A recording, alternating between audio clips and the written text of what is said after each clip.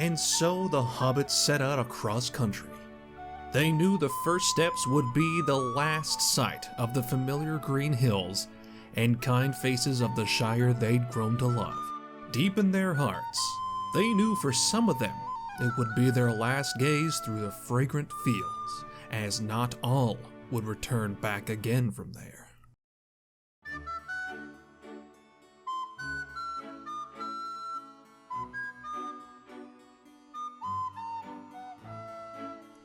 Wumpo, the fattest of the hobbits, pulled from his bag a shield and blade, and began his inspiring speech, urging on his companions who had fallen into a shared melancholy at a seeming impossible quest. If I take one more step, Wumpo, this will be the farthest from home I've ever been, said Salvia. As the fellowship journeyed further to the east and entered the land of the Longshanks, they found the trees and beasts and even the very grass of the new land grew taller, as did their apprehensions. Jumping from the bushes was a foul, rabid beast, as big as a Balrog, did Wumpo exclaim, a tremor in his reedy voice. Ha! Claimed Garfamunda, I think we can take it. Blades leaped to quick hands, and the beast blood did spill across the road. The fellowship of the Four Breakfast reached the cobbled streets of Bree, where the fellowship before them grew by one. Perhaps these hobbits would find aid from an unusual source to aid them in their quest towards Rivendell, the city of Elrond and the elves Bilbo loved so much. The fellowship found high spirits and drank enough to replenish tired, hairy feet.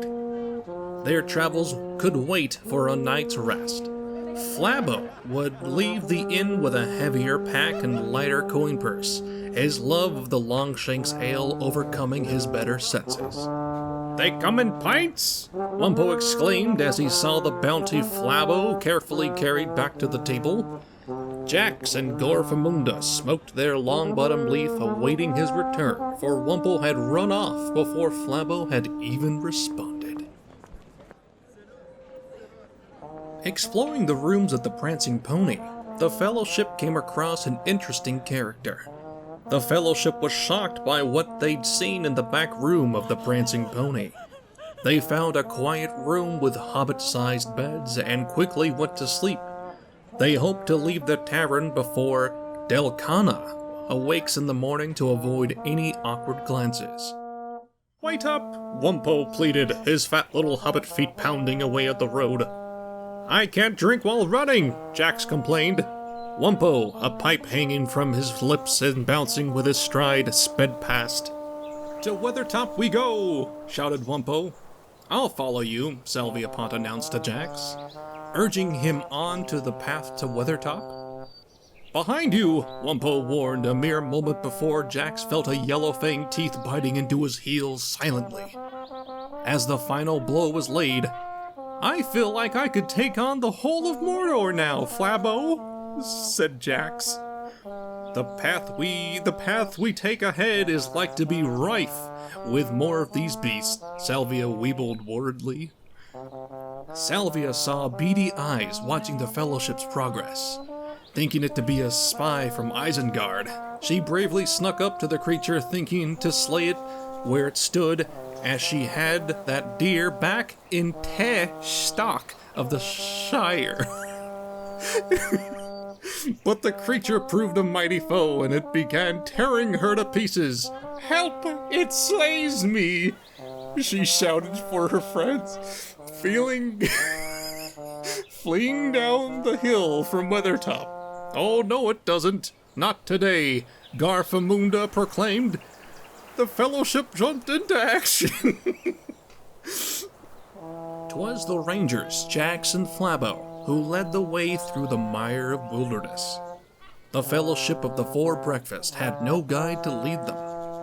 "My life's blood has poured in pints in front of me. I feel faint." "My life's flashed before my eyes," said Garfamunda. Die, halflings, die! The orcs closed in on the fellowship from either side of the road in a clever ambush. We're done for!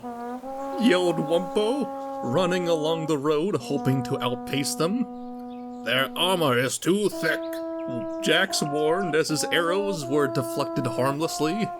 A clever toss of a hatchet nearly felled him as the group dove off the road, evading their pursuers. The fellowship gathered close to steel their resolve. The journey was fraught with many dangers. The ford of Bruinen was not too far ahead, and the great city of Rivendell behind it, the fabled city of the elves.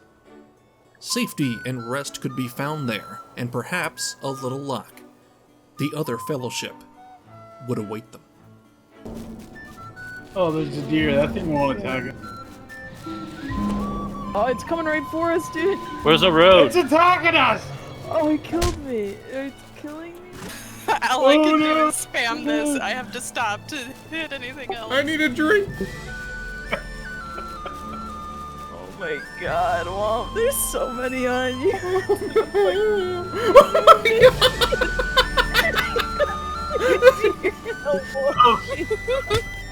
We've cleared the whole forest. Just as the fellowship was about to meet their doom, Jax Tavik sat up in his cot in the Forsaken Inn, a premonition.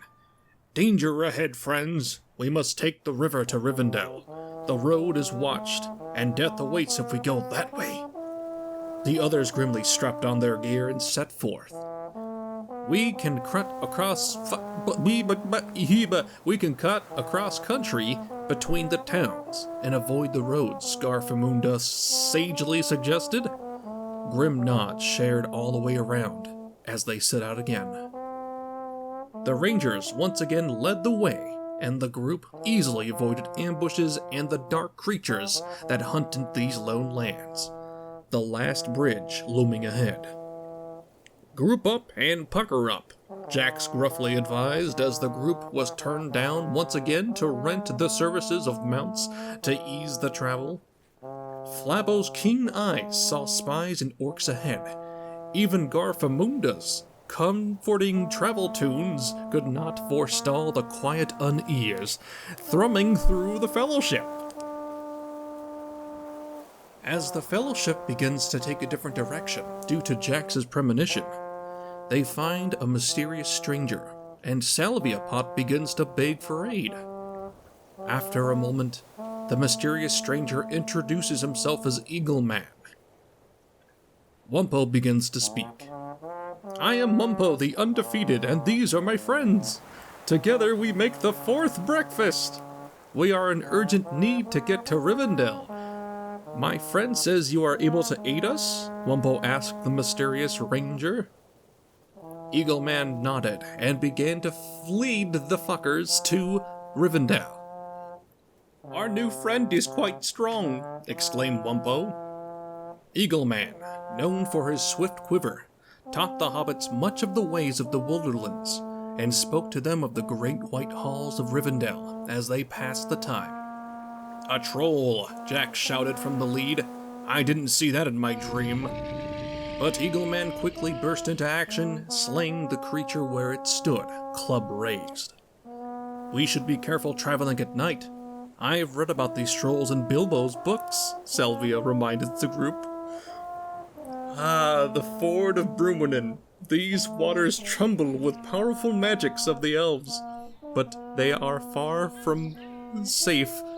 But for the fair folk, let's move on quickly.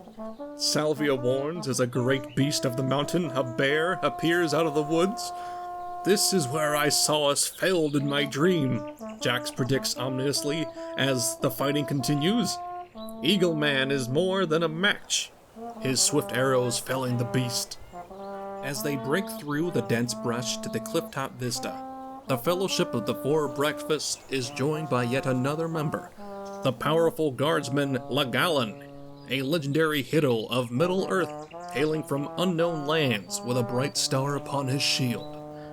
The new, mysterious, masked member of their fellowship said little of where he was, and in truth, the hobbits were not sure if it was a man or an elf or something else. They hoped only that he led the way to Rivendell. Finally, the Fellowship reached the fabled city of Rivendell. "Do you see there? It's Rivendell!" Wumpo exclaimed, picking up speed down the hill. Flabo cheered towards Eagleman, and Jax remarked, "We never would have reached this far without you." Salvia and Garfamunda were silent, for they knew their journey had only begun, and even darker and more dangerous lands still laid ahead, beyond the respite of the sifty of Rivendell's halls. Safety. "Thank you, Eagleman. May we get a picture with you for fond memories?" asked Wumpo. "That was fun. Good luck to you all and have a fine evening," said Eagleman graciously. "Thank you so much. We could have never made it far without you. I've already said this. You will be remembered for your part in this quest. Fair travels," said Salvia. Days go by, and the hobbits rest their weary souls and hairy feet, and feel renewed. Their journey must continue, though, and they must leave the safety of the city of the elves, Rivendell. It is said that the second cousin of Elrond's roommate had selected a guide for the fourth breakfast. The Fellowship of the Four Breakfasts set out for the Valley of the Giants with their guide, Galad the Gallant. He warned of novel dangers, and ahead, the merry band of hobbits did find themselves face to face with a fire-breathing dragon. Galad the Gallant fell many of the beasts, but he could not help the hobbits as they got the fuck beaten out of them and were put back into Rivendell with their injuries. They lost 3 days of their shit.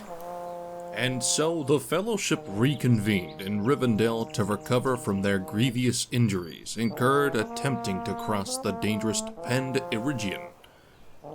It was Galad the Darkblade and guide of the Fellowship of the Four Breakfast who suggested they instead travel back to the Great Bridge and take the river south to Tal Bruinen. The way was fraught with many dangers, but the hobbits had learned to follow their guide more closely. Galad was filled with many strange tips of how to survive the wilds.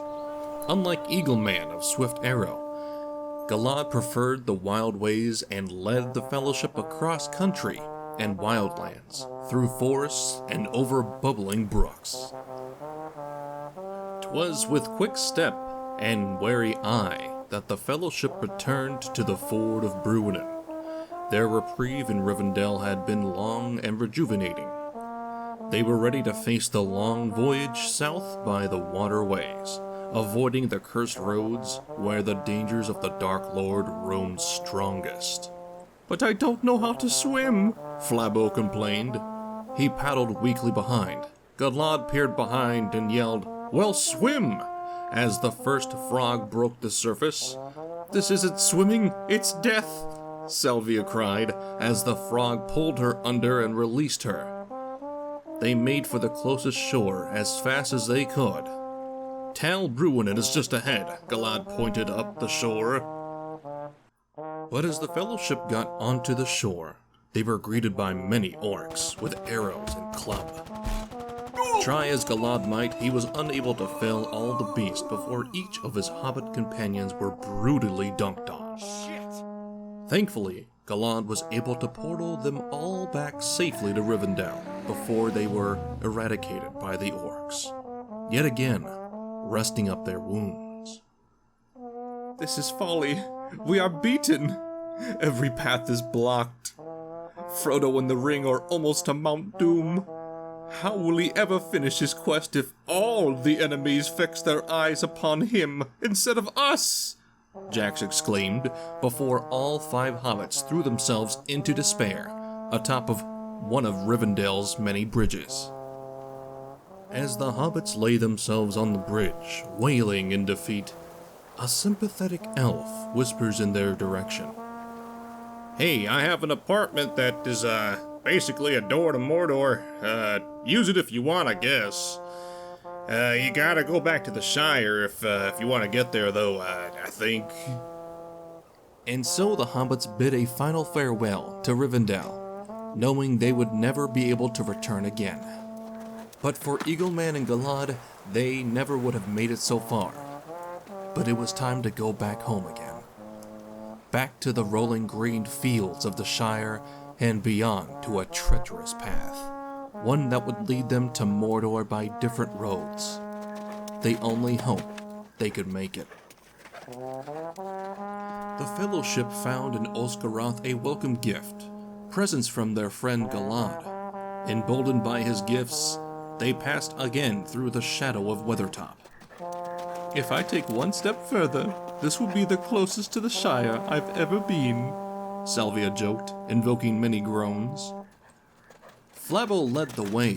His ranger senses told him well the way to go. These were familiar lands once more. We're nearly at the Forsaken Inn, Garfamunda suggested. Are we going in? Wump asked sillily. Flabo had already raced in the place to shit. No, I'm gonna leave that in. Everything is blurry, Jack slurred as he stumbled out of the inn. Wait, I haven't finished my swill, Flabo complained. You can drink more at the Prancing Pony, Wumpo ordered, wishing to make haste onto the open road before more of the day was lost. I had slowly begun to forget the taste of food, joked Jax. And I, the sound of water, said Wumpo.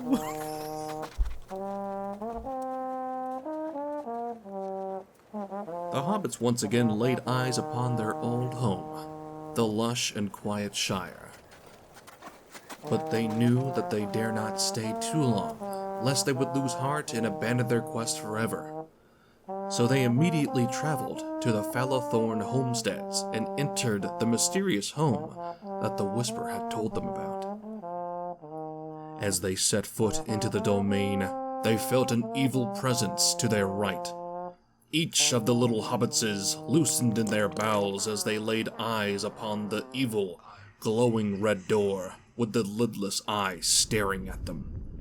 There it is, Garfamunda said weakly, no longer strumming her harp. The evil door stood before all of the Fellowship of the Fourth Breakfast. I'm here, Flabo, Wumpo said to his dear ranger friend, a worrisome look on his little hobbit face. The menacing door slowly began to open, and an oven-like heat washed over in a gust of hot wind. The portal within the door glowed a violent red, with countless of spirals leading to Mordor. If I take one more step, this will be the farthest from the Shire I've ever been, Jax uttered gravely. There was no laughter. The Fellowship stepped into the doorway and into Mordor.